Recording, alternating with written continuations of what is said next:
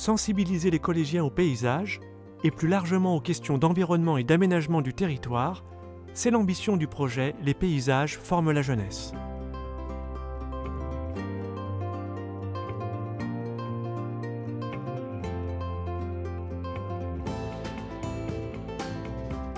Nous sommes pour le moment au tout début du programme, qui va se déployer sur toute l'année scolaire, et c'est aujourd'hui que les équipes enseignantes se rencontrent pour une journée de formation.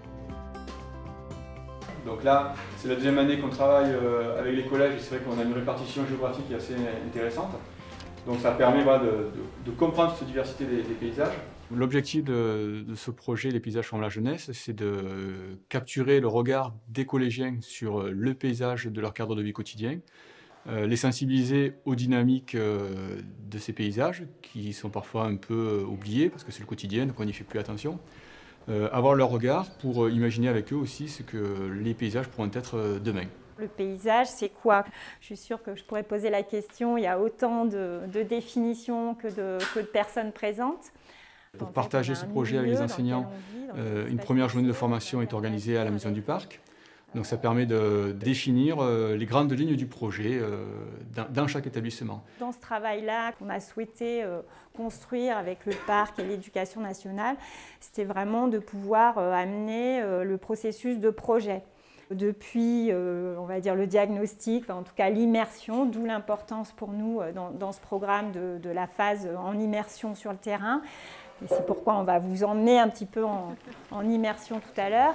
Et petit à petit, comment à partir de cela, on va comprendre notre milieu et on va pouvoir se projeter, c'est-à-dire faire un projet. Avant de sortir, ce qui était prévu, c'est qu'il y ait une présentation des deux équipes d'intervenants. Oui, voilà. Parce que le projet, c'est ça, c'est faire parler les élèves, c'est les faire sortir hors les murs, et puis c'est aussi faire venir des intervenants. Donc voilà, c'est l'occasion maintenant que l'atelier bivouac et Alexandre Piton et Pascal Deletage se présentent. Nous, à l'atelier bivouac, on est 6 paysagistes. On s'est tous rencontrés à l'école du paysage de Versailles et on accompagne des collectivités sur des projets d'espace public et de paysage. On est la deuxième équipe d'intervenants. On se présente comme des architectes curieux et on va essayer de mettre en place un dispositif dans lequel ce sont les élèves qui sont mis dans la position d'experts.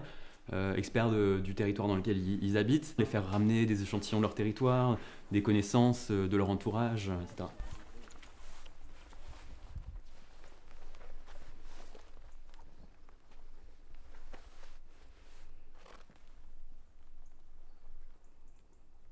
Quand je regarde un paysage, je regarde les potentialités, c'est-à-dire par où j'aimerais passer, est-ce qu'il y a des chemins, est-ce qu'il y a des tracés déjà existants.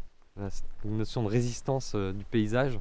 Si je me projette, je me sens minuscule et je vois des lignes, des couleurs qui vont orienter mon regard, qui vont le faire déambuler.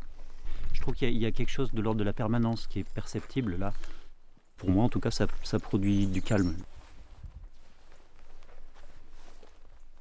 J'ai beaucoup travaillé avec des scolaires et je me suis rendu compte qu'en fait, au fil des années, ils sont de plus en plus déconnectés de leur environnement, enfin sensible. Ça passe tout à travers un écran.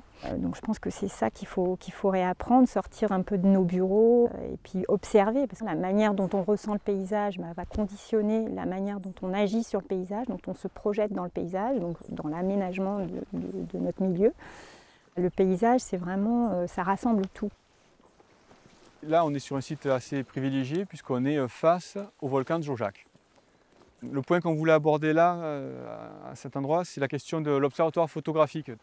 C'est une photo que l'on reconduit avec le même angle de vue chaque année et ça nous permet de mesurer les dynamiques du paysage. On peut partir d'une photo d'une carte postale ancienne, on peut partir d'une photo qu'un élève peut prendre dans sa famille et faire la reconduction. Et voilà, et ça ouvre le débat après sur les questions de déprise agricole, de reconquête forestière, d'urbanisation, d'équipement public.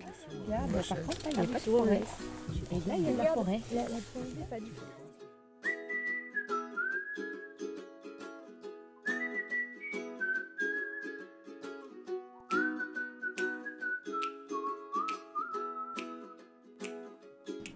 Vous êtes venu avec un intérêt. Donc, qu'est-ce qui vous a capté? dans ce projet, ou captivé. J'ai l'impression avec mes élèves de ne faire que de la SVT tout le temps et je trouvais que la notion de paysage c'était peut-être la chose la plus proche d'eux qui pouvait réunir toutes ces matières et qui pouvait intégrer ma discipline dans un autre contexte. Je ne suis pas inquiet sur ce que je vais pouvoir leur faire autour de cette question du paysage. Le problème est plus sur comment on va s'entendre entre collègues sur ce qu'on fait et arriver à construire un truc commun. Le paysage, c'est l'occasion de rêver pour les faire sortir. Donc, et ce qui m'intéresse le plus dans ma spécialité à moi, mais pas que, c'est les cartes sensibles qu'on pourrait faire avec eux. Leur faire exprimer leurs émotions par rapport au paysage. Les faire sortir peut-être pour découvrir des choses, mais aussi faire en sorte qu'ils soient bien au niveau du collège. Parce que c'est le premier paysage qu'ils voient, c'est la cour. Et du coup, qu'est-ce qu'on peut faire pour que tous ensemble, ils soient bien dans cette cour? On est en plus en période de travaux dans le collège. Et donc, j'avais un peu comme idée de travailler sur l'aménagement de la cour. Je suis moi aussi CPE au collège de Saint-Agrève et la question du climat scolaire est forcément une question qui m'intéresse beaucoup parce qu'on a une cour qui est très tristounette. Mais c'est vrai que pour l'instant c'est encore un peu flou.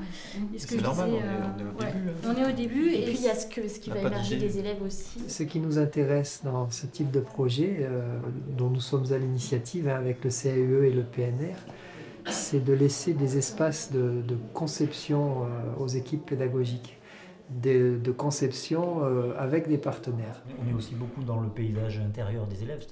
L'idée là est vraiment d'impliquer les élèves, de les engager à être partie prenante du projet et de la manière dont ce projet va exister dans leur établissement, plus que de répondre à des commandes de leurs professeurs ou voire même institutionnels. Moi, ce que j'aimerais bien aussi, à la fin de cette journée, qu'on arrive à réfléchir sur c'est quoi le projet, ses motivations et un peu l'histoire, la narration. Il y avait cette question du vélo que moi je trouve un prétexte extraordinaire, hyper motivant pour les jeunes de dire ah ouais, trop bien. Ils nous connaîtront un peu mieux, différemment. Ils vont voir que toi en vélo ça va aller, puis moi moins. Peut-être, je sais pas. Mais voilà, la forme de projet qu'on a choisi, et surtout du déplacement, va nous permettre de les connaître mieux. Là, le fait qu'on les sorte de l'établissement, qu'ils fassent les recherches par eux-mêmes, tout ce qui va être amené à faire dans ce projet, en tout cas je l'espère, va favoriser les apprentissages et qu'ils intégreront beaucoup mieux ce qu'on pourrait leur donner simplement de manière en classe. Moi, ce que j'espère aussi, c'est que cette forme de fonctionnement ensemble va leur permettre de s'écouter et puis d'être un peu respectueux d'eux-mêmes et puis vraiment de former un groupe.